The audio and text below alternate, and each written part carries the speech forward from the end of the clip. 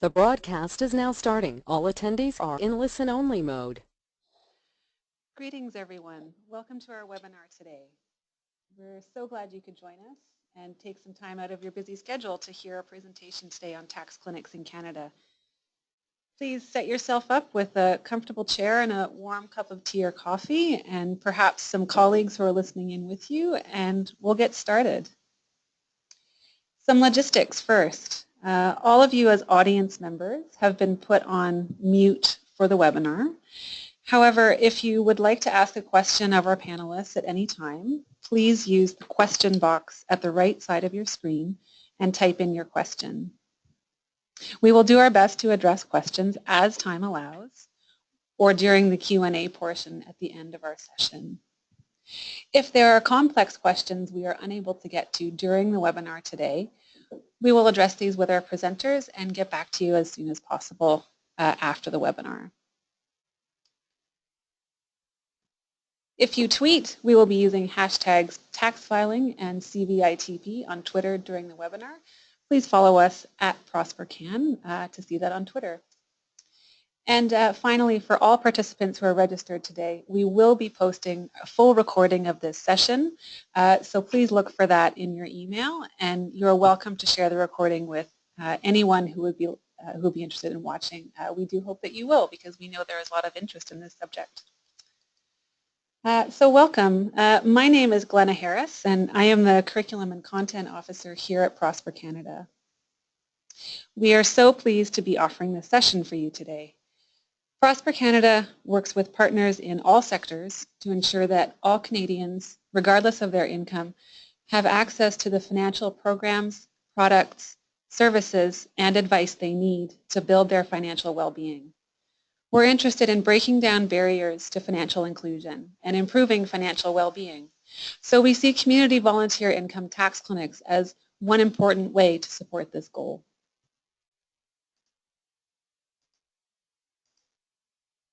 Our agenda for today. Welcome, and we're excited to introduce today's speakers to you, all of who bring unique insights on tax clinics in Canada and what that work looks like on the ground. We have Nancy McKenna from the CVITP program with the CRA in Ottawa. And then we have speakers from 3 different community organizations across the country. Irene Chan and Lei Li Lo from Agincourt Community Services Association in Scarborough, Ontario. We have Luc Stone from E4C in Edmonton. And finally, Althea Arsenault from the Economic and Social Inclusion Corporation based in Fredericton, New Brunswick. Today's speakers are excited to share with you some of the insights they've learned from their programs over the last few years. You'll hear some common ground and some slight differences as well. After the speakers, we will close with a few minutes for questions in case you're curious to know more and in case there's questions we haven't had time for during the session. Our main goal today is to help share some insights with you about tax clinics and the role they play in helping low-income Canadians boost their income and build financial stability. There is no one-size-fits-all method on how to operate a tax clinic, but many organizations have built their own best practices over time through learned experience, and we are thrilled to be hearing more about some of this expertise today. First, a note on the importance of tax filing. For Canadians living on low incomes, tax time is a very important opportunity to boost their income by accessing a wide range of government benefits. This can be done by claiming benefits directly when they tax file, or by using tax filing to establish their eligibility for benefits that they can then apply for based on their income level. Many low-income Canadians might think they don't need to file taxes if they aren't earning income, but in fact, not filing taxes can mean lost income because of the benefits and credits that could be available. Tax refunds can be the single largest cash infusion for many low-income households, and as a result, this can be an opportunity to build savings, pay off debt, or save for single big-ticket purchases. For more on the benefits of tax filing, you can read more from our brief on this topic available on our website, and there's a link there for you if you'd like to follow up later. So it would be very difficult to talk about tax clinics in Canada without hearing from the CVIT program itself. The Community Volunteer Income Tax Program works with community groups to host free tax preparation clinics. And organizations who are new to this can get the basic supports they need to start their own tax clinic operation. So I'll now turn things over to Nancy McKenna from CBITP. Oh, pardon me, some brief technical difficulties here. I'll now turn things over to Nancy McKenna from the CVITP to tell us more about what they do and how you can be involved. So Nancy, over to you.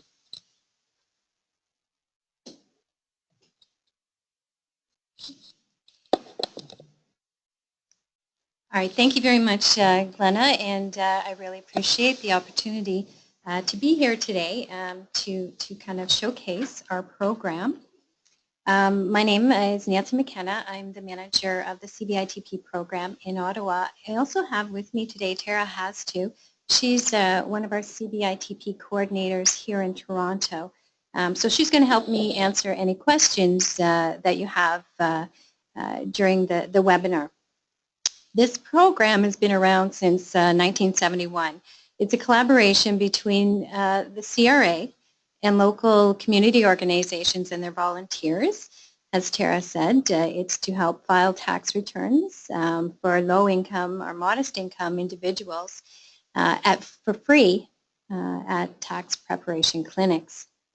This ensures that the individuals have access to or continue to receive the credits and benefit payments they deserve. It's geared towards individuals of low income with simple tax situations. And in the province of Quebec, it's referred to as the volunteer program and is administered jointly with Revenue Quebec. Volunteers in Quebec have to prepare both the federal and the provincial tax returns. To be eligible, we do have kind of a standard for eligibility. This is what we suggest for clinics. All except Quebec, income of $30,000 for individuals, $40,000 for couples, plus additional $2,500 for each dependent. It's a little bit lower in Quebec with $25,000 for individuals, $30,000 for couples, and $2,000 for each dependent. We don't do self-employment income, capital gains and losses, employment-related expenses, or anything difficult, deceased returns, etc. And just to give you an idea of the scope of what's available, last year the Canada Revenue Agency issued $29 billion in payments to Canadians. Those were 48 payment programs that we administered ourselves in the agency. We also had 104 data exchanges, and what that is for is to establish eligibility for other programs. For example, guaranteed income supplement for old age security. There's 3.2 million recipients of the child benefit. We also administer the disability tax credit, the GST credit, the working income tax benefit, etc. If an organization is interested in offering this service, the first thing that we ask you to do is register online. And we've included the link there for an organization to register online. We also, and I have it at the end of this presentation, if you have more questions, you can call your local coordinator. There's also a form online if you go to our website. If you have questions, you don't want to register, you want to find out more, you can just go online there. As a community organization hosting tax preparation clinics for the CBITP, your role is to recruit volunteers, ensure that the volunteers complete their online registration form, ensure volunteers are either e-file certified or have a police records check, provide us with a complete list of your volunteers, and then set up, promote, and host tax clinics for your organizations. Ensure that all mandatory forms are completed, and maintain integrity of the program by protecting the information of the individuals you serve. And if you need any help with any of these steps, we're here to help you. Also, you cannot charge for your service, and you must decline any gifts or offers of monetary reward. For our part, we will provide guidance and support to the community organizations, their coordinators and volunteers. We will promote your tax clinic on our website, and I've put a link there if you want to see what that looks like. We will provide training and free income tax preparation software. We'll also provide donated computers or laptops to eligible community organizations. We don't have an unlimited supply, so that's on a first-come, first-served basis. And a condition of the donated computers is that we ask that the community organization agree to participate in the program for at least 3 years once you receive the donation. I've just included there an example of an online tax clinic listing. It is public, but I kind of blanked out some of the information because I wasn't able to contact the organization ahead of time. But it's just to give you an idea of what it looks like. So we'll give the organization name, the contact information, the location, email contact if that's available, the clinic dates. Now this clinic here is available year-round. Most of our clinics are just during filing season. This clinic type is by appointment only. There are drop-in clinics, clinics that they'll go out to people who are homebound, for example. The clinic type here is for newcomers only. We have different types, so we have newcomers, maybe refugees, seniors, Aboriginal, Indigenous, just general low income. So there's all sorts of different types of clients that may be served. The language available here is Cantonese, English, and Vietnamese, so we will list that as well. And then the notes at the bottom, and this one, prior and current year returns will be done. A lot of the times they'll say whether they're wheelchair accessible, etc. Got that all in there. I've just included kind of the results that we had for last year's filing season. So that's just a kind of a map of where all the clinics were and the results. So you'll hear from other organizations in this webinar today, and they will tell you their results. So as a whole, all the community organizations in Canada, we completed 750,000 tax returns last year. That was for almost 700,000 individuals. So there was multiple year returns done in there. As well, we had 15,000 volunteers registered with us last year, 2,400 community organizations, and we also, as part of our service, we do provide a dedicated phone line for our volunteers if they have questions, and we were able to field 23,000 phone calls last year. The success of this program is really with the community organizations, and these communities helped put hundreds of millions of dollars into their communities for the people that need it most. And one of the things I want to do today is really thank the organizations and the people and volunteers that are helping make this happen. Just wanted to flag a couple of other things that are on the horizon. Our minister shared publicly the letter from the Prime Minister's office when she took office. And her mandate was to proactively contact Canadians who are entitled to but not receiving tax benefits, to offer to complete returns for clients, particularly low-income Canadians and those on fixed income, etc. So it's very much at the forefront right now for the agency and the government to ensure that this happens. As a result, we are investing more in outreach, which is the other kind of side of our organization for CBITP, and they're reaching out to these communities that we'd like to increase filing tax rates. One of the other things that's coming up on the horizon is autocomplete. So it's a new service that will be introduced in 2018 to automatically complete tax returns. For certain individuals, it will be a pilot with low and fixed incomes, but it still requires taxpayer confirmation. We have this year already done autofill of tax returns, but because of confidentiality and privacy, it's not something available for CVITP volunteers to access. Finally, I've included the contact information for our program. If you click on that link, if you'd like just more information in general, I've also included the contact phone numbers for our different regions, and also my contact, my email. If you have any questions, I'd be glad to answer.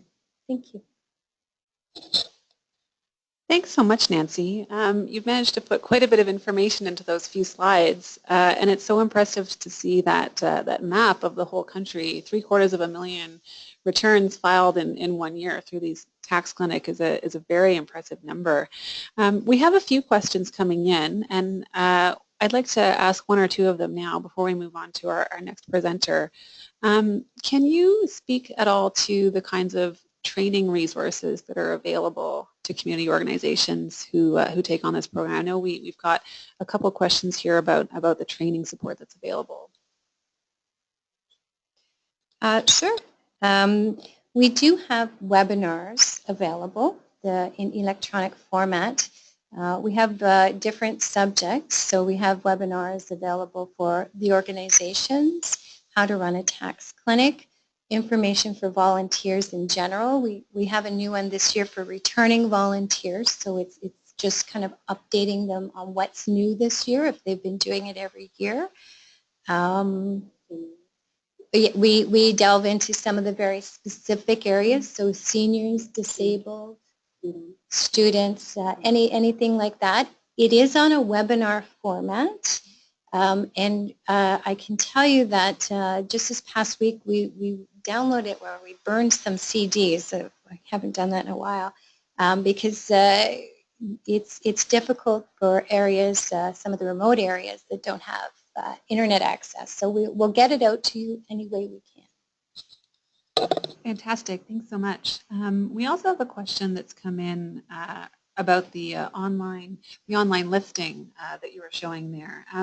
If a clinic changes its information, for example, if it changes the kind of languages it has service in or anything like that, how easy is it for them to change the information that's listed for their tax clinic online? It's pretty simple to update it. We're try to get it done as soon as possible. It's maximum 48-hour turnaround time. There are also some clinics that are very, very specific. So, for example, like a seniors home, they're just doing the people that they serve in that home. They're not necessarily listed. So we can update that, and it's in everybody's best interest as soon as possible. Perfect. Thanks so much. One final question for you, Nancy, before we move on to our next presenter. You've addressed this a little bit in your presentation, but for anyone who is brand new to this whole process, what would you say is the most important first step for them to starting a tax clinic this coming season? From my perspective is to first of all go online, look at the information that we provide online, and send the contact form in to get more information. We'll hook you up with some of the local coordinators that can give you very specific information for your area, and they can tell you exactly what's available. So whatever kind of needs that you have or that you want to address, they'll be able to tell you how we can help fill that and give you guidance on how exactly how this the process works. Thank you so much. We've got a few more questions that have come in our question box, and we see them. I want to let you know, everyone listening, that we do see your questions.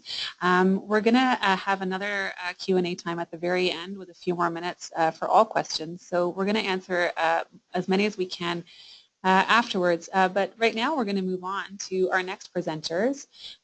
We have two presenters from a community organization in Scarborough, just outside of Toronto. These are Irene Chan and Lei Lee Low from Agincourt Community Services Association. And I'd like to invite them to continue our discussion and tell us all about their tax clinic experience. So over to you, Irene and Lei Lee.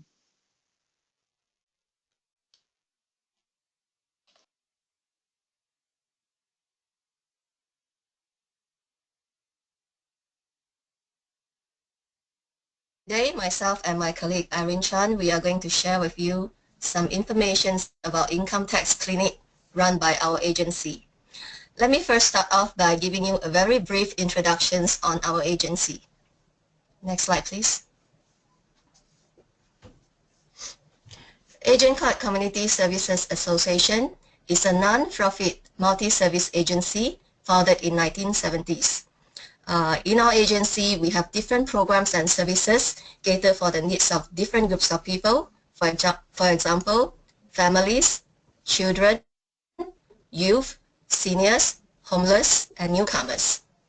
One of the important programs of ACSA is Financial Empowerment and Problem Solving, FEPS. FEPS program aims to improve financial literacy awareness among the community through either financial education workshops, one-on-one problem solving, or income tax clinic. Our income tax clinic is run in collaboration with CRA under CVITP program. Next slide, please. Now I'm going to share with you some operational information about our tax clinic. We run our tax clinic every year, beginning of March to end of April, Monday to Saturday, from 10 o'clock in the morning to 4 p.m. in the afternoon. In March, we only file current year taxes, and starting April, we file both current and past year taxes. We allocate 1 hour per each tax return in the first week of the tax clinic to let the volunteer familiarize themselves with the UFile software. And starting the second week of the tax clinic, we reduce the time to 30 minutes per tax return.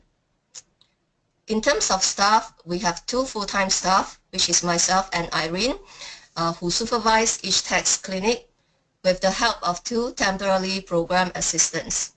And for this year, we also have a part-time receptionist who take care of the appointment bookings and facilitated the intake process.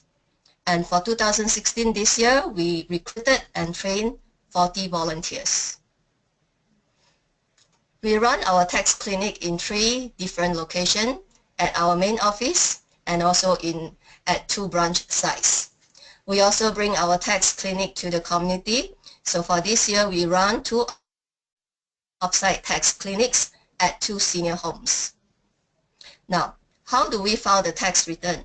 So we sit the client side by side with the volunteer tax preparer so that they can have face-to-face interaction.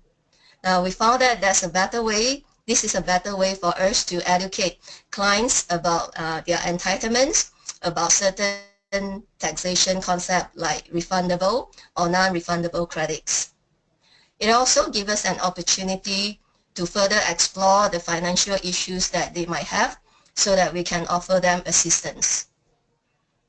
After completed the tax return, our volunteer tax filer will actually go through with the clients what are the benefits that and credits that they will get and when can they expect the payments. After April, we file year-round tax clinics. So those who want to file the taxes can still do so by booking appointment with myself and Irene. Next slide, please. In order to run a successful tax clinic, we make sure that all our volunteers are properly trained. So each volunteer is required to attend 3 hours training on basic taxation theory and also hands-on experience using UFile software. We also developed training manual on step-by-step how to enter UFile using specific case scenario. Just to share with you a photo here. This is a photo on our volunteer appreciation event. So after the tax clinic, we just throw a small party to the volunteers, and you can see all the happy faces here. So now I'll pass the presentation to Irene. She will continue to talk on insights, achievements, and challenges. Thank you, Layli. So here is some insight into our approach of running a tax clinic at ACSA. And the first step is to plan early. So our planning stage involves setting the clinic schedule. That's the hours of operation, the number of clients scheduled per hour, also deciding on the number of volunteers to recruit, and performing an inventory check of equipment and tools on hand, and also booking space. So a majority of our planning happens in September. That's 6 months before the start of tax season. And to ensure our clinics are properly staffed with volunteers, we begin promoting our volunteer opportunities as early as September, and we do that through outreach events to universities and online on our website.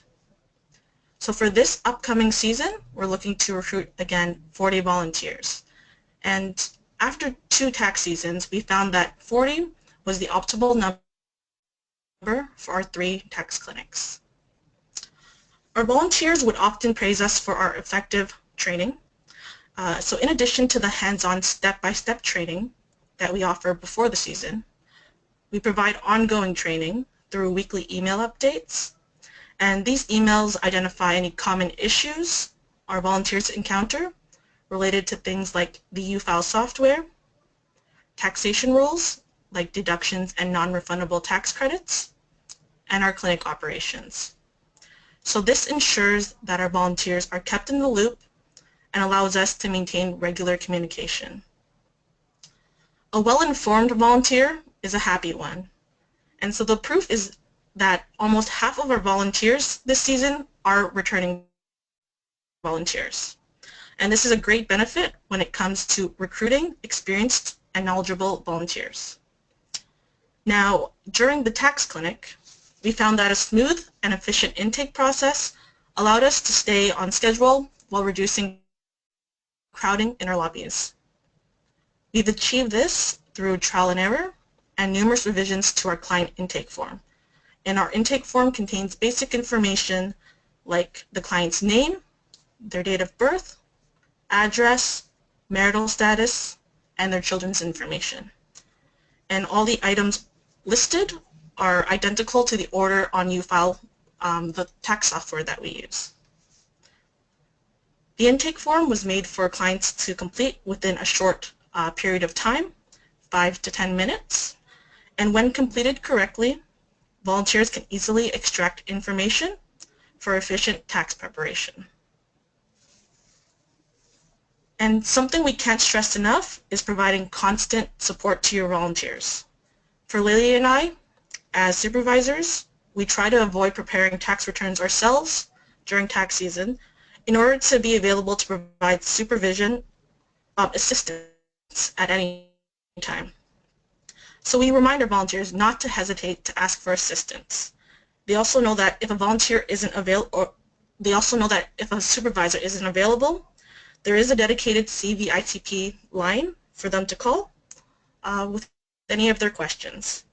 And this gives our volunteers a peace of mind when they're preparing tax returns, especially for the first time. So next are the highlights of our 2016 season.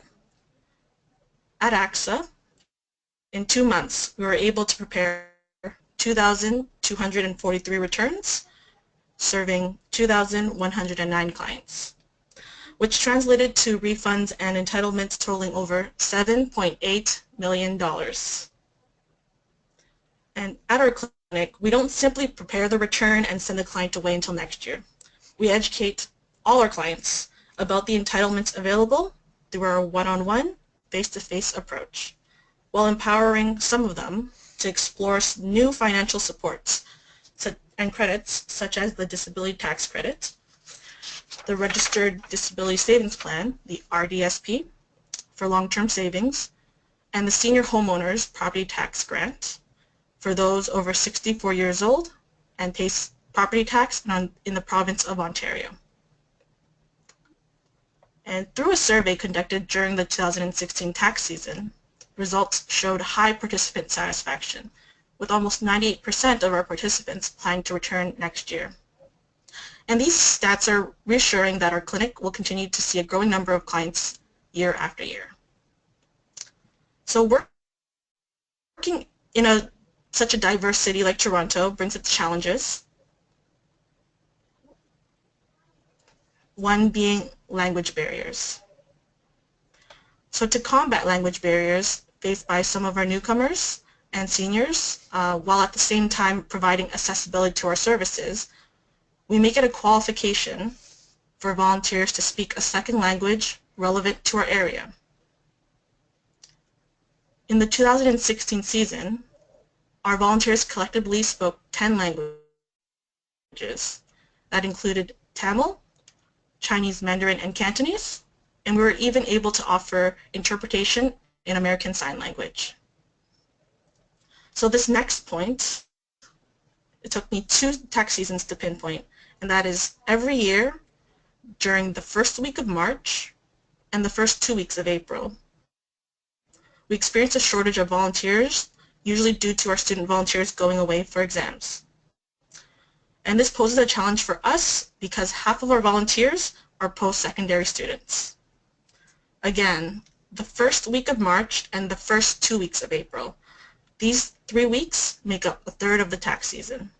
And so we've since implemented our own contingency plan to reduce the impact on our service by 1, recruiting extra volunteers in anticipation of shortages and dropouts, 2, requesting in advance our current volunteers to increase their hours during these anticipated dates, and if needed, reducing appointments during the weekdays while increasing appointments during weekends when more volunteers are available.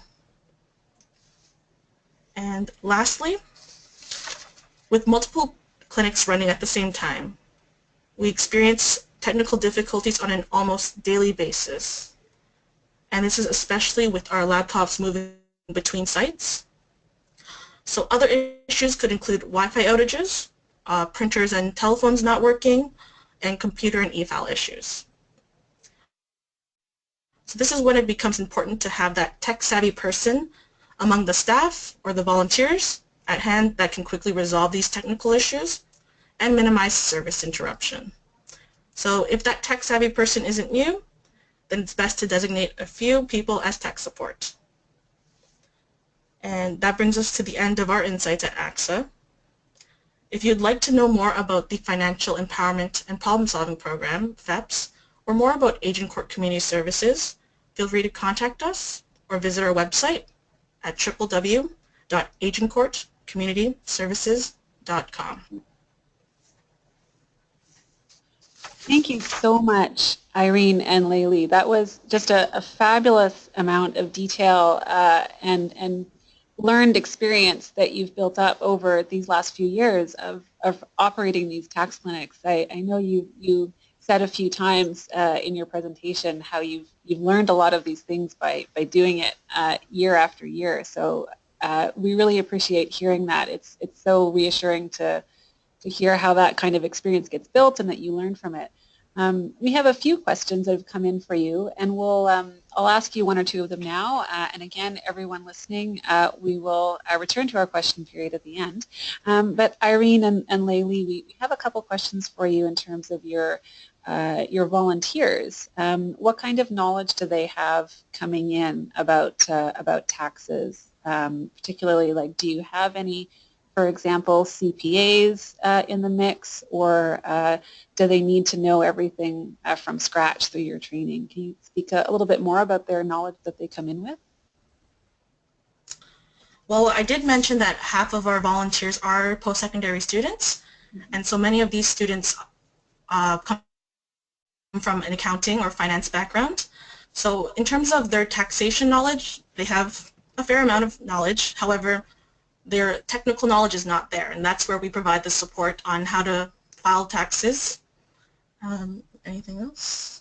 Yeah, so apart from the students, we also have volunteers who are not students, who are senior, who are retirees. So for those people, one of the requirements when we recruit them as volunteer is that we ask them, have you been filing your own taxes before? So this is kind of like one major kind of knowledge, like they have been filing the taxes before. So this is what we are looking at. And other than that, majority of those retirees or senior that came volunteer with us, they do have some knowledge on taxation. So this is also kind of like one of the criteria when we look for when we recruit them. Fantastic. That's great. That's great to hear more detail. Having so many students in these programs must really be a big help to you in recruiting these volunteers. But then, as you say, having students competing for their exam time does also pose a challenge. So I can see how that would be both a benefit and a challenge at the same time. We have a couple more questions. I'm just going to ask one more if we can for right now. Can you tell us a little bit more about how you manage your wait times? Is there sort of a goal time that you try to get the wait time down to? What does that look like for your operation in terms of the wait times? So in terms of managing the wait time, I guess like Irene did mention, we are trying to improvise every year on our intake form. So what we do every year is that we as the tax clinic run, if we see that the intake form is kind of like taking up too much time for the client to fill up, we actually try to come up with a new versions of the intake form so that this will actually reduce the times that clients take to fill out the form. And when that happens also, if the intake form is simplified enough, then it will be a good fit to our volunteer when they file the tax returns. So the volunteer is able to file the tax on a timely manner, and then the wait time will be then reduced accordingly. All right, that's great. That intake form really does sound very, very key in this whole process. That's an impressive way to think about it. That a piece of paper could be filled out more efficiently, and you have your volunteers sort of watching out to see if that can be managed a little more efficiently. So that's great. Thank you for sharing that. One last question for now, and I think I'd like to ask one of the same questions that was offered for Nancy earlier. If you were talking to someone who was starting out right now for the first time, so it's the beginning of November now, and tax season is upcoming in 4 months.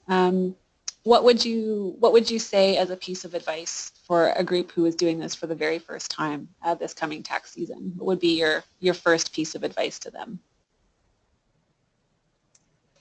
I would say, like, for those who are interested to run the tax clinic, the very first step, of course, is to go online and get in touch with the CVITP coordinator. They are actually our first contact, and from the CBITP coordinator, they will give us instruction. They will send us email on the step-by-step how to go about from there.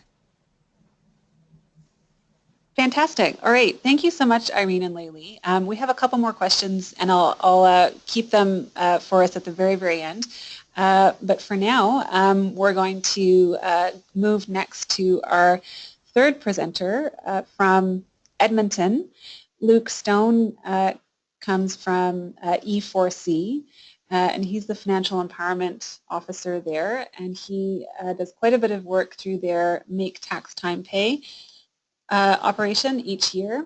And tax clinics, similar to what you've heard from ACSA, tax clinics at E4C are just one aspect of the work that they do as a community organization.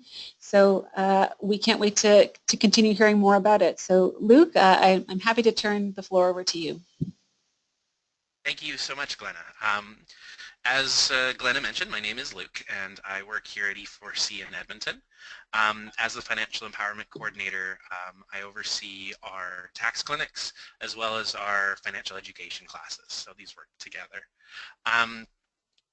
So one of my key responsibilities is running Make Tax Time Pay. So a little bit about E4C. E4C is an Edmonton local nonprofit that has been working for over 45 years to alleviate, limit, and eventually eliminate poverty.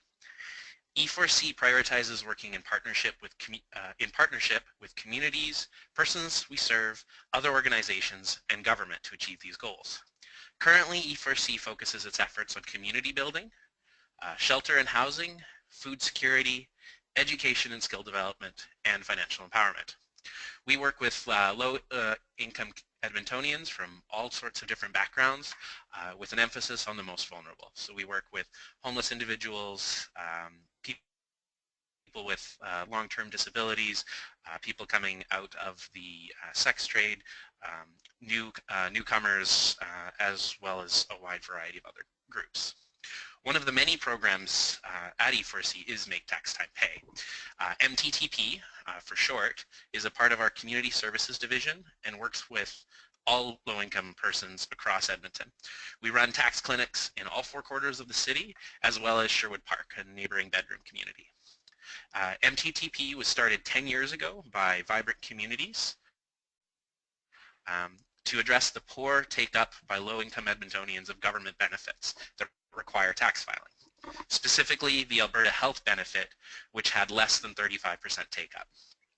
E4C was a founding partner of MTTP and took over stewardship of the program in 2009. Make Tax Time Pay operates 21 sites throughout the city of Edmonton during the months of March and April. Our sites range from being open twice a month to 3 times a week, with an average session being 4 to 5 hours long. And we have found it important to have a variety of times, either in the middle of the day, in the evenings, or on the weekends, at as many of our sites as possible to meet the diverse needs of our clients. In keeping with E4C's partnership model, each tax site is operated with a local partner. Our clinics are located in churches, libraries, a publicly funded college, other social service agencies, and at Edmonton's biannual Homeless Connect event. In this partnership, E4C provides the coordination, training, and supplies needed for each partner to run a tax site. Each partner site recruits and schedules volunteers, provides space for the tax clinic, and works to uphold high standards of service with low-income persons. One of our partnerships as part of our coordination is with 211, the support network, which is our central referral for booking appointments. People can call 211, say, hey, I'm looking to get their taxes done, and they will be directed to the nearest MTTP site. This whole project is completed with 1 full-time staff and 1 seasonal assistant. Our program wouldn't exist without the dedicated support of the over 200 volunteers, each of which plays a different role. Each site, from these volunteers, each site is run by a site coordinator who oversees the operation and is in regular communication with E4C. These dedicated coordinators often each volunteer up to or more than 400 hours annually to the program. So I cannot emphasize enough how much of a difference they make for our program. Some of which have been doing it for 10 years since the beginning of our program. For the 2016 season, we had over 200 committed volunteers who completed more than 4,300 tax returns for 3,700 individuals. The 2 most common groups we served were working low-income individuals and seniors, followed closely by people on social assistance. Helping clients, we helped clients access more than $6.77 million in supports. That's just the anticipated supports from their tax documents. That does not include things like the Alberta Child Health Benefit or other benefits. So being an appointment-based tax clinic, once people arrive for their appointment, they meet with a greeter who welcomes them and is responsible for setting the tone for the site, helps them fill out a tracking sheet, and ensures that they have all of their needed documentation. Then the client sits down with a volunteer tax preparer that completes their taxes and files them online. Then, once the taxes are complete, if the client is interested in learning about benefits that they may be eligible for, they sit down with our benefits volunteer, who gives them information on various government benefits. These include the Alberta Child Health Benefit, child care subsidies, the Leisure Access Pass, RESPs, and our DSPs. If the client is eligible for any of the benefits offered, the benefits volunteer will help them fill out an application, and will even mail the application on their behalf if requested. Once this is completed, they leave the tracking sheet with the greeter and then head on their way. The tracking sheet that we use is an anonymous core guiding document for each site and collects basic demographic information, gives the tax preparer needed information to put into the computer, and provides our benefits volunteer with direction on which benefits to ask about. So if there's a question about how many children there's a question about how many children you have who are in receiving some sort of child care. If someone checks yes to that, the benefits volunteer will then ask them about, oh, are you aware of the child care subsidies that are available? Things like that. At the end of the tax season, we collect all the tracking sheets and gather all the data for our annual evaluation. Some of our insights. Now that MTTP has operated for 10 years, this has resulted in our sites building relationships with the clients. Many come back to the same site year after year and will start calling in January asking when is the soonest they can book an appointment. When they come in, many of the clients will ask to see the same volunteer that they have used year in and year out, and will often wait longer so they can sit with the same person. Most of our sites have the client sit alongside the tax preparer as opposed to across the table, so that they may be more fully engaged in the process. This, we have found, helps reduce mistakes, as the client can point out things that are not quite right, and demystifies the tax filing process. We try to focus on education with our clients, and they will often express that they're going to go ahead and try to do their own taxes the following year, which is ideal in our viewpoint. And many of our volunteers come back year after year because they enjoy the chance to work directly with people and the limited annual duration of the project.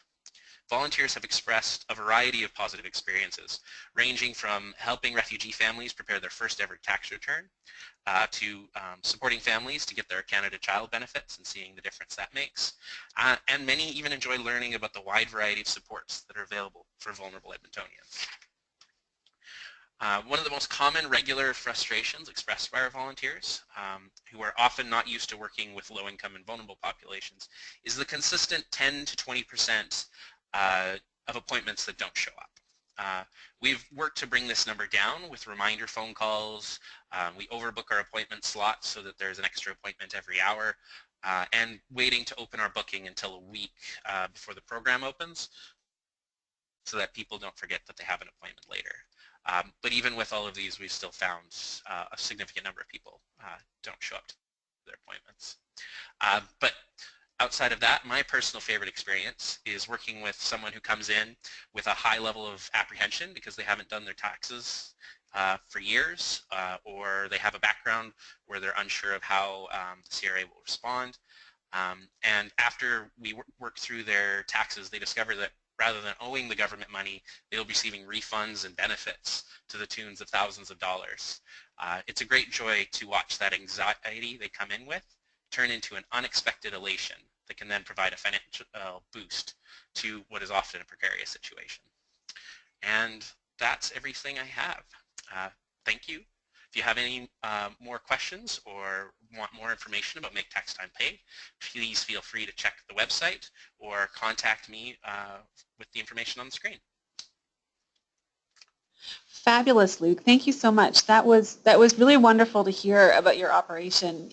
You have a lot of similarities with ACSA in terms of your approach about working with so many volunteers and ensuring your volunteers have a solid training to go from.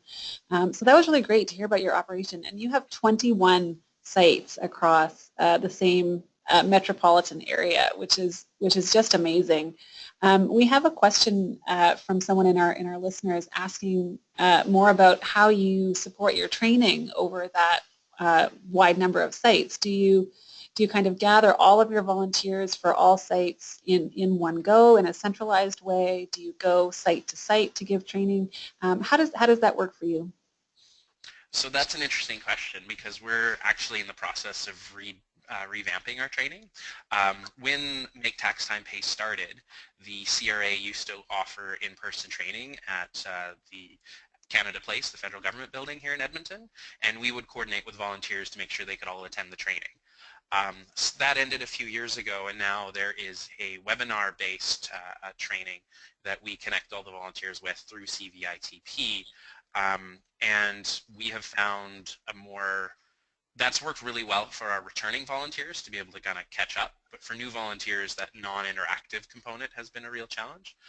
So actually this year we're just bringing back training where we will be going to each of the sites and doing an in-person training.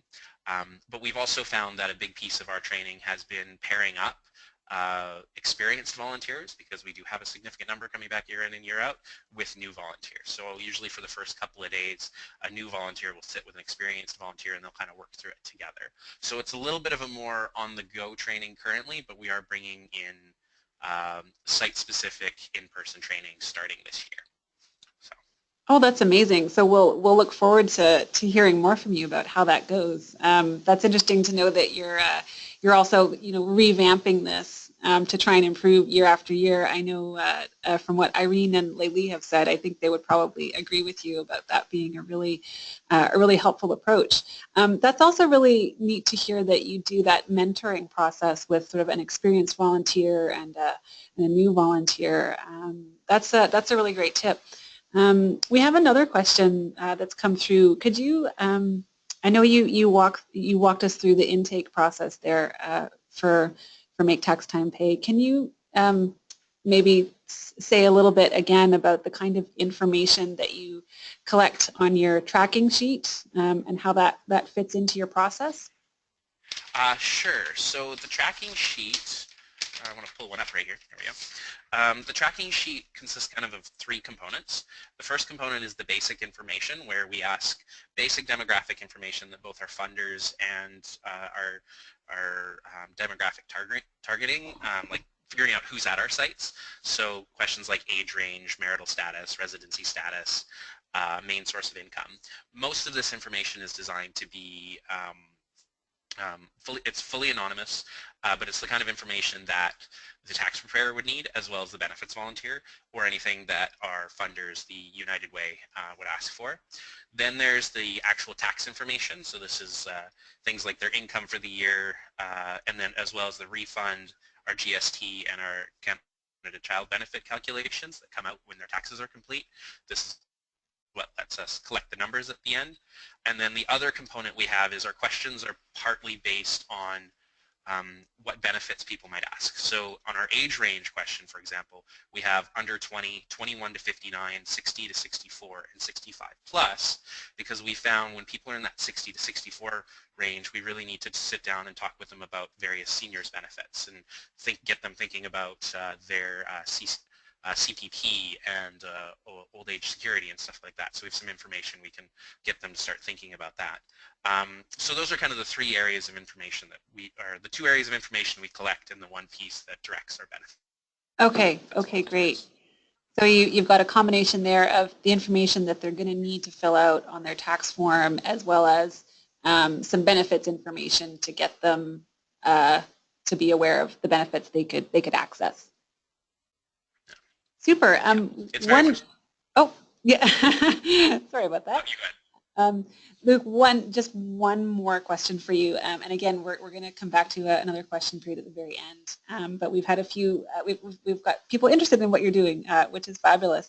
Can you just speak a little bit? You mentioned about having clients with or having people coming in to file their taxes who are anxious or very stressed when they come in, and then they have a lot of relief afterwards. Can you speak a little bit more about strategies that you use when you're working with people who have that level of anxiety when they come in to file their taxes with you? So in terms of strategies, I can't speak highly enough of our greeters. They're usually the first person that sets the tone. People will come in and they'll have all sorts of questions, and our greeters will do their best to answer their questions. And it's really about just being personable, about being as patient as possible. If someone's asking you the same question over and over again, or keeps pointing out the same thing because this is what their anxiety is, sometimes it just means being patient and clear with your explanations. Showing people the process really makes a big difference. You say, okay, here we're putting in this information here. And having site coordinators who have a lot of experience doing this, who can even answer your questions like, well, why does the government need my personal information? Why does the government take this kind of why does the government require me to be filing taxes like this? Or is the government going to come after me with massive fines or something like that? Like, really is helpful. So I would say patience, personability, and just some clear explaining knowledge would be Wonderful. Yeah, thank you so much. That's really great to hear about your greeter role. That's a unique aspect of your operation, and it sounds like really key part of what you do to help support your participants who come in.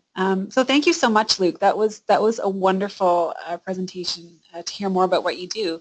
And again, we're going to come back to both E4C and ACSA and CVITP in our final round of Q&A at the end. And for right now, though, we have our final presenter, Althea Arsenault, who comes to us from New Brunswick. She is from the Economic and Social Inclusion Corporation. And as part of, again, as one part of what they do, they operate just a fantastic scale of tax clinics. And I'm going to turn the next part of our session over to Althea, who is going to tell you more about Get Your Piece of the Money Pie. So Althea, over to you.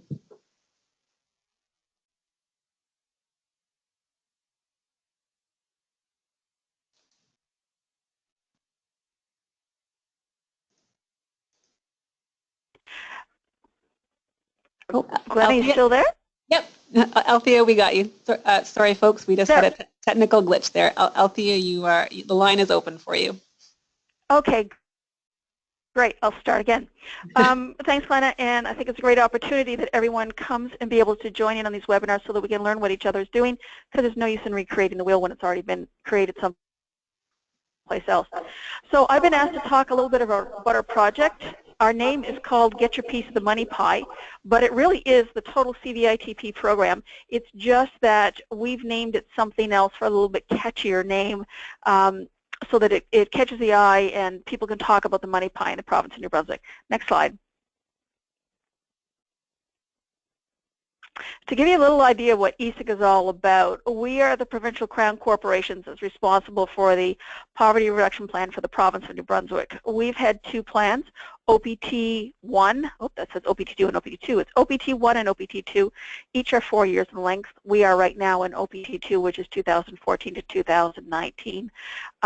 And so we're a little different in the fact that, as I said, we are a crown corporation under the government of New Brunswick, and we are unique in the fact that in our board of directors we have representation from the government, business, nonprofit, and most importantly people who are or were living in poverty. And when I'm talking the government, we actually have three ministers at our table. We have the Minister of Social Development, now called Families, we have the Minister of Education, and we have the Minister of Service New Brunswick or Government Services, who is actually the minister responsible for poverty reduction in the province of New Brunswick.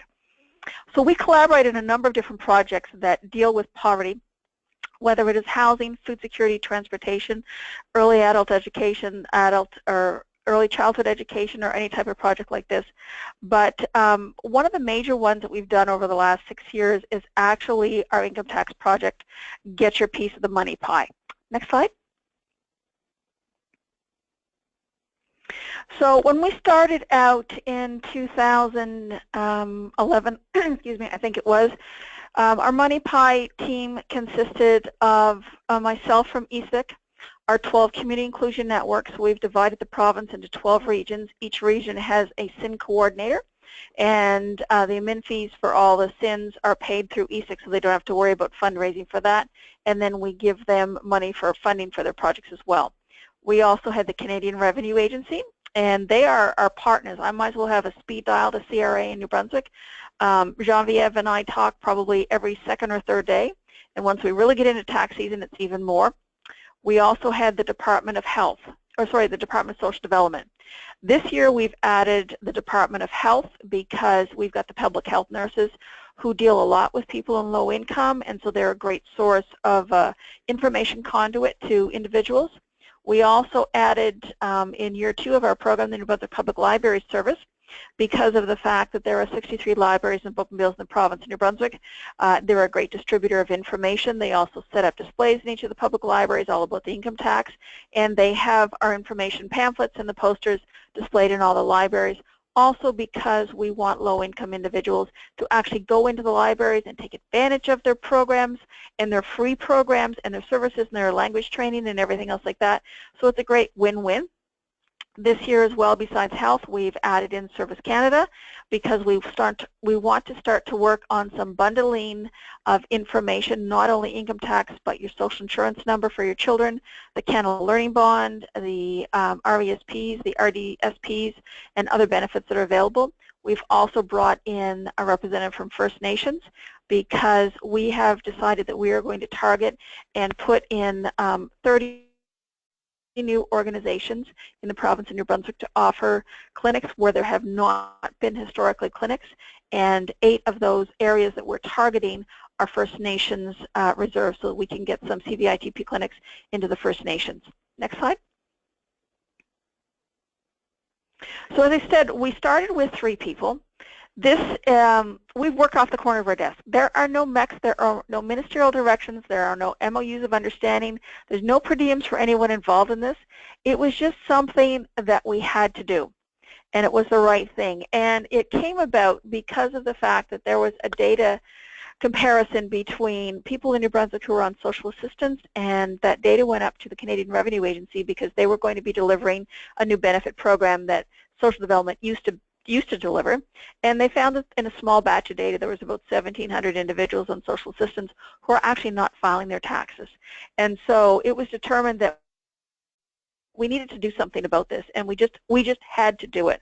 And so what we did is we got together and within 2 months pulled off our first year of CVITP. One of the other things that we did in that first year is they did a focus group of low-income individuals down in St. John, and we gave them the CVITP information and the posters and everything, and we asked them, do you know what this is? Do you know what you could take advantage of? What is being offered by the federal government? They really didn't have any idea, and most of the stuff they didn't understand, and it was too federal government-ish, and for anyone who works in federal or provincial government, you know exactly what that means. It all looks the same. So they didn't like the look of it, and they didn't really find it catchy, so they actually came up with the slogan of get your piece of the money pie, because everyone wants that little piece of the money pie that they think that they deserve. And so our little logo on the bottom right-hand corner of the PowerPoint is actually clip art. We had to whip something together really, really quick, so the communications person found some clip art, and we did a one-page insert that went into every social assistance mailing that went out in the month of February, and we printed off probably about 25,000 of them for the first round, and then we took extras that weren't mailed to social assistance clients and we distributed them through our SINs and anyone else we knew. This was totally just on word of mouth, who our partners were, where the low-hanging fruit was, who could we actually make connections with really quickly. So it was the Food Bank Association of New Brunswick, so that they could distribute information. It was on the government websites, it was on social development's websites, it was on the public library's websites. They distributed all the information as well. So we tried to take advantage of large touch points where individuals in low-income poverty were going to be to get the word out. Next slide. So 6 years later, as I said, we're a team of about 8 to 10 people. We have just made, in the last month, a presentation to a ministerial committee that we are actually going to formalize the Money Pie project, and we're looking to hire 1 full-time person for 2 years to take some of the load off our desks. So it's going to be more, their focus is just going to be on Our Money Pie, the CVITP, working in total hand-in-hand cooperation with the CRA, also promoting our bundle, which I spoke briefly about. What we're looking at doing is actually producing a one-pager flip, English and French, which will say, here's the importance in very plain English about filing your income tax, and here's where you get that information. It's your Money Pie CVITP. Here's why you need to get your children registered for the social insurance number. Here's where you go. Here's the information about what you can get for Canada Learning Bond. Here's some other federal benefits. Here's some provincial benefits that are unique to our provinces. Everyone has unique benefits to their province. And we're finding probably right across this country that all benefits programs, so the majority of them that are actually developed by governments or programs, they're all income tested. So the core for all the benefits that are available is filing your income tax. So that's what we're trying to do, is tell people that the core of what you need to get is to file your income tax first. So that's what the bundle is all about, to make it simple, because all of us on this call all know about the interlinkages between all those different projects. But a person out there who has to worry about putting food on their table and a roof over their head don't really have the time, the knowledge, or the understanding about how everything interlinks. So we're trying to make it as simple as possible for them. Next slide, please. So this is a copy of our little flyer that we put out. It's dated 2014, but it's basically the same, and then we work with the CRA and social development every year to make certain that we have the right amounts on those that a single person could receive up to. We don't commit exactly what they could get because every situation is different. So we try to word it so it's roundabout way, but it's enough to give them that oh, I could get $1,413 or more than that, or I could get this if I'm disabled or I have 2 children or whatever. We've actually also cross-promote this. So it talks about the school supplement program in our latest ones, and it talks about our vision dental program for low-income children. Our latest one talks about the Canada Learning Bond and talks about the new Canada Child Benefits. So in one spot, it gives them a little bit of information, and then all that information is again on our website and on Social Development's website with expanded information on it. And when we started that insert on 2011, the interesting story that I have on that is the fact that it all went out in the mailings, and then CRA Newfoundland started to get some calls because it's a call center for Atlantic Canada, and they started to get some calls. So they phoned Ottawa, who phoned New Brunswick, and said, okay, what is going on in this province? Because Newfoundland's getting all these calls about, I want my piece of the money pie, I want my money pie. People were getting these inserts and starting to phone the CRA and saying, what's this all about and how do I do it? So we were jumping up and down here in New Brunswick going, it's working, it's working, it's working. People are starting to know about what this is all about. Have we reached anyone, everyone? No way in the world. I did a couple of CLB sign-up events in very small communities in northern New Brunswick, and after I signed them up for the CLB, I said, do you know that you can get your taxes filed for free if you meet a certain criteria? Didn't know about it. Do you know you can get free vision and dental for your child if you're low income? Didn't know about it. Didn't know about all these other programs. So there's massive more communications that we have to do and more linkages that we have to do and to make those connections so that everyone understands it. It's a long process. We've been doing this provincially and trying to link everything together for 6 years. That's why we keep on adding new partners to our team as well so that we can grow and expand and make more connection points, because not everyone goes to the public library or gets social assistance, because you have to deal with working poor that don't know about these programs. So it's a growing process. It's an ongoing process. Next slide. So this gives you a little bit of idea of our numbers. So we started in 2010, as I said, and we pulled this together in 2 months to try to do it. So we had 13,000 and change filing through CBITP, and with the work that we've done in the collaborations, we've moved that up to 21,000. One of the things that I really like is that in 2010 we only had 3 year-round clinics. In 2015 we have 63 year-round clinics, and just under 3,000 filed taxes have come through those year-round clinics. It's even to the extent for linkages, Blue Cross delivers a vision and dental program for us. So anyone can phone at any time and say that they want to get on this program, but they have to file their taxes. If Blue Cross says you haven't filed your taxes, where does a person go? So we've given Blue Cross all the money pie information to say, if you encounter someone who wants to register and they haven't filed their taxes, this is where you send them to get their taxes filed in July. So the person doesn't have to wait for another tax season to get the benefits for the child so they could get their glasses and get their teeth checked. So it's all about making those communications and making those connections. What we do in ESIC at the provincial level is we help make those connections. CRA will phone me and say, I need a contact in this community, I need a contact in this group. Do you know anyone? And if I know, we share. If not, I give them the name of a person, our SIN coordinator or someone else that we know. We try to source that for them. It's CRA then goes out and makes those connections with those organizations and tries to find those volunteers and works with those organizations on the ground. But we try to make their connections at a higher level to make their job easier. Now, when our person comes on board, they're actually going to be doing a lot of on-ground stuff, and one of the things they'll be doing is they're going to be a backup volunteer for clinics, so that if we have an organization that hosts a clinic, actually I had a call today from the University of New Brunswick. They have the room for free, they have the Wi-Fi, they have the people who want to get their taxes done, but they don't have volunteers. So I connected with them with the CPA, the Canadian Professional Accountants Association, and this person who works in our office will actually probably be going out as well and doing some filing for income tax as well. They're our extra person on the field. Next slide. So basically that is what we do. We try to do everything on an upper level, sort of overlooking things to try to be able to put pieces of the puzzles together and help the CRA, and to be able to leverage our partners that we have within the province of New Brunswick, right down from nonprofit organizations on the community level to regional to provincial organizations to the province of New Brunswick itself, to be able to have as many New Brunswickers as possible take advantage of the Money Pie project so that they can file their taxes and get their benefits. If you have any questions, my contact information is there. Everything that we do and everything that we publish is on our website, which is thegovernmentofnewbrunswick.ca/poverty or poverty. And if you have any questions, I'd love to share some information with you.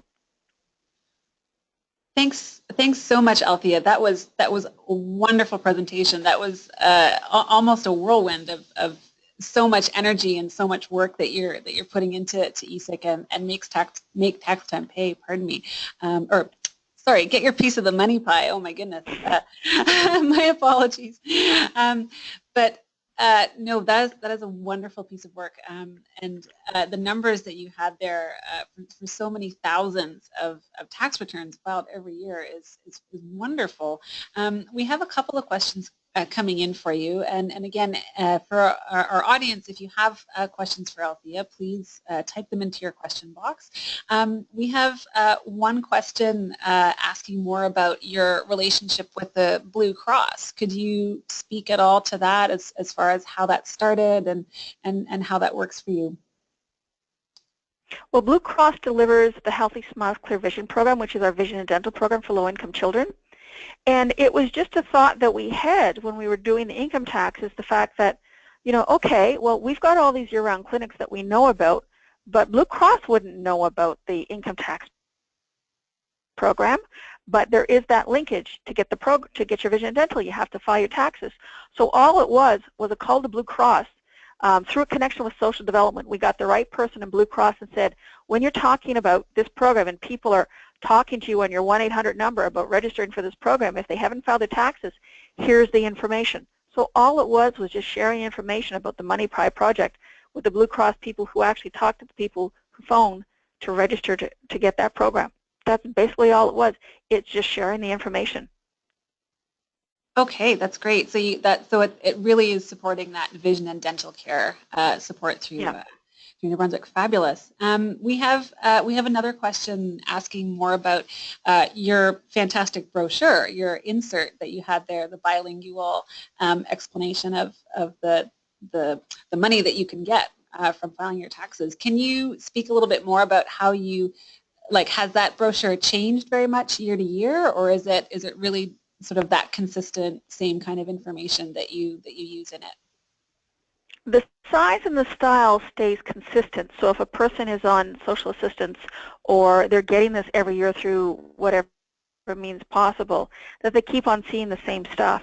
What we check every year is the eligible amounts, because they keep on increasing or decreasing, and we try to make relevant any references we have to either new provincial or new federal programs. For example, we used to say just your child benefits, but now we actually make reference to the Canadian Child Benefit, which is the new name. We have an HST credit rebate here in the province of New Brunswick for low-income people.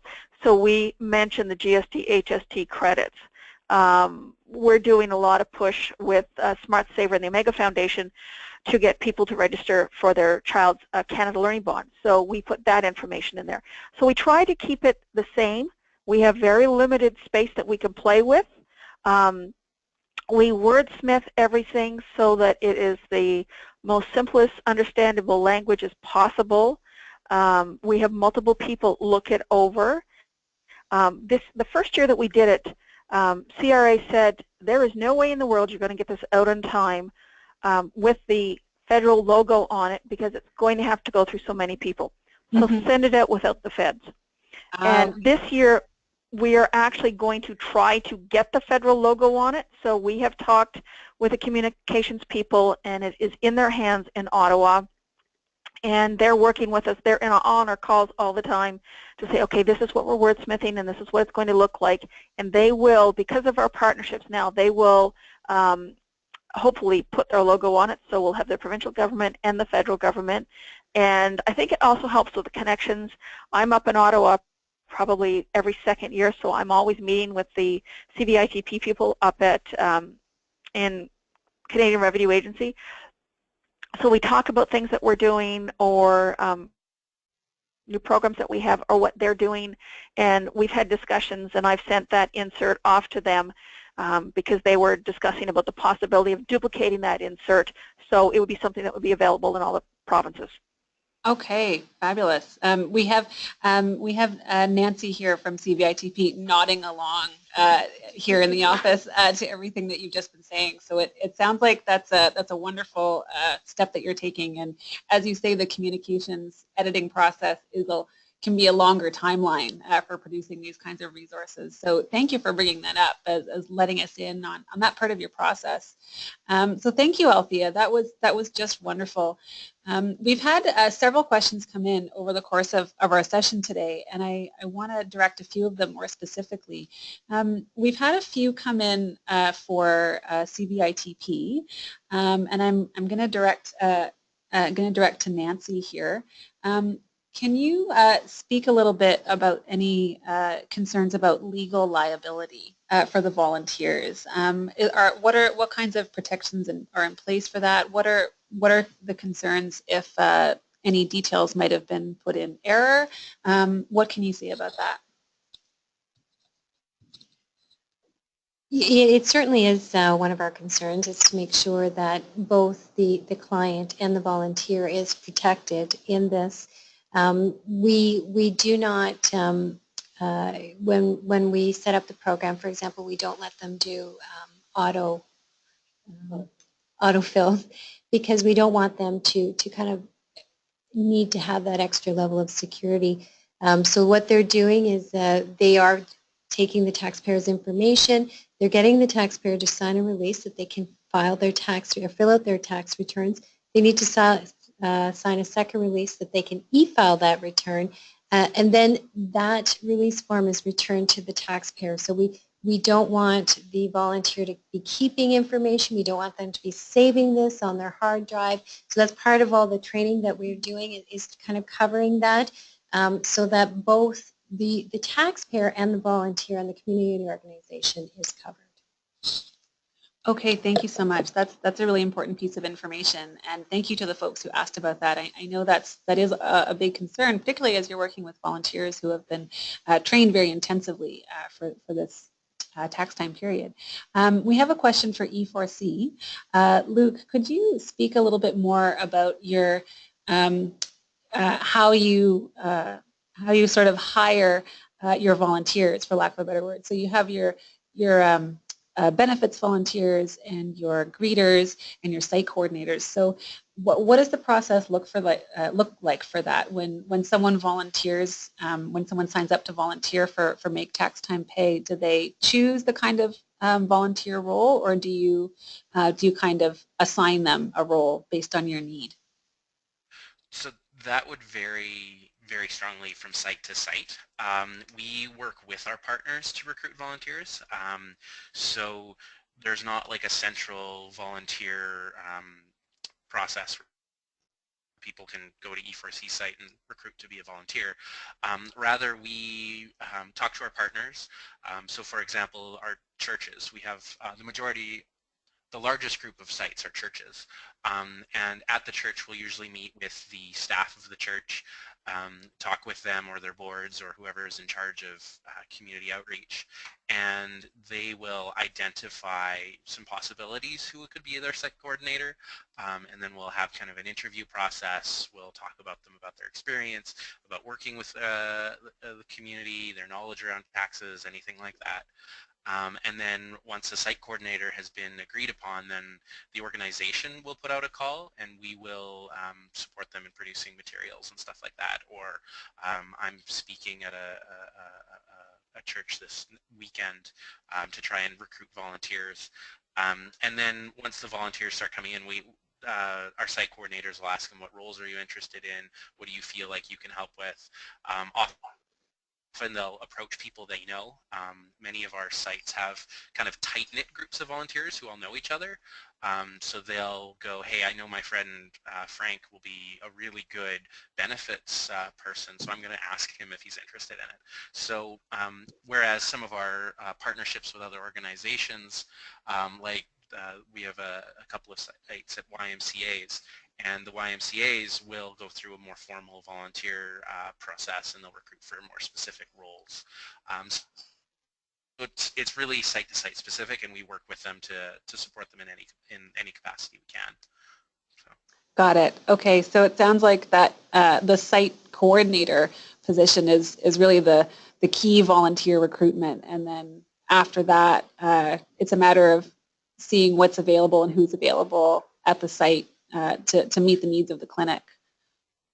Very much so, and our sites are also very different in size. Some of our sites have 3 volunteers, with the greeter and the benefits volunteer and the site coordinator all being the same person, and other sites have up to 20 or 30 volunteers at any given time. So we have a wide amount of variety to work with. Okay, wonderful. Thank you so much, Luc. That's a wonderful amount of detail. I know volunteer recruitment is a really hot subject. People are always looking to figure out like that's a tough nut to crack, finding the right number of volunteers and the right kinds of volunteers to support your operation. So thank you both Luc and Laylee and Irene. You've both given us quite a bit of detail on that. So thank you again. We have time for one last question, and this one will be for Althea. We had someone asking, actually more than one person asking more about your program and what a big capacity you have. Can you speak a little bit about what kinds of changes or adaptations you've made to the program to try to meet that huge capacity and need that you have for the tax filing? Well, one of the things that we've addressed, as I said, is bringing on reps from other organizations and other groups to be able to target specific groups that we need to within the province of New Brunswick. Those extra individuals on the committee also help to lighten the load because they do some work within their own organizations, which makes it easier for us. It's like a snowball going down a hill, honestly. Because the more we think about it and the more we try to expand it and reach more people, the more things we realize we have to do and the more connections we have to make. And it's not just so easy as sitting and making a couple of phone calls. It's more in-depth, and then you go, oh, I have another brilliant idea. And oh, this person has a really good idea. And oh, this person, we need to talk to them.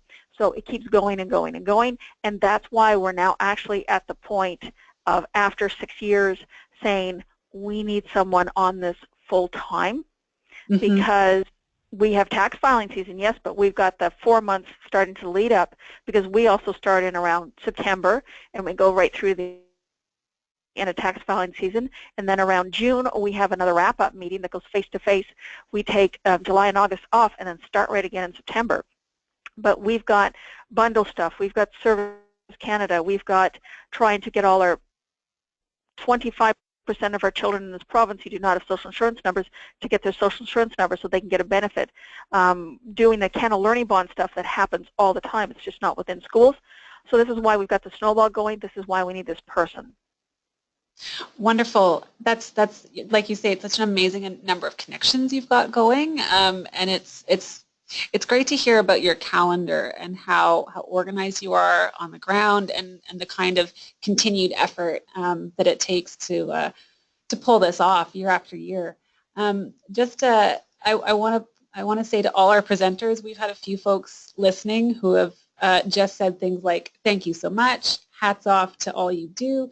So I want to make sure to communicate that to our panelists before we sign off today.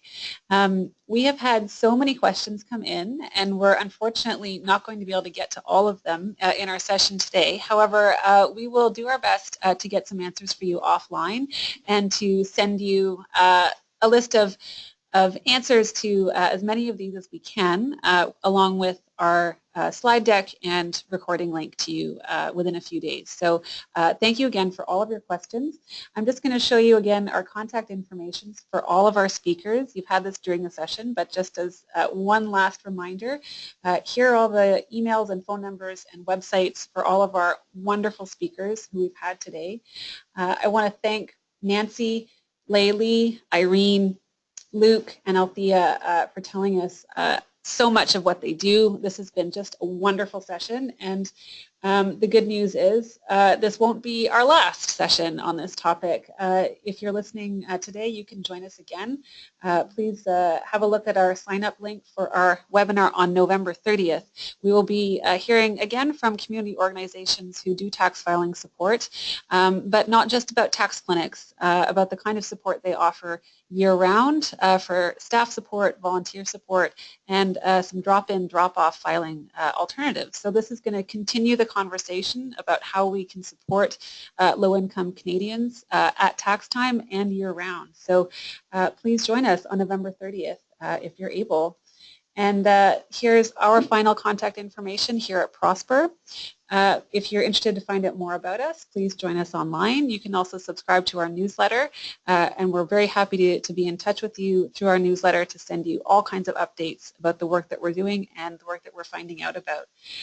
My name is Glenna Harris. There's my contact information. If you need more information about anything we've shared with you today, please let me know, and I'll be happy to get you in touch with the information you need as soon as possible. Thank you again to all our presenters for sharing your insights with us today, and thank you to everyone listening for sharing your time. We're so glad to have had you join us, and we look forward to the next webinar opportunity to share some insights from the field. We hope you have a wonderful afternoon, and thank you again.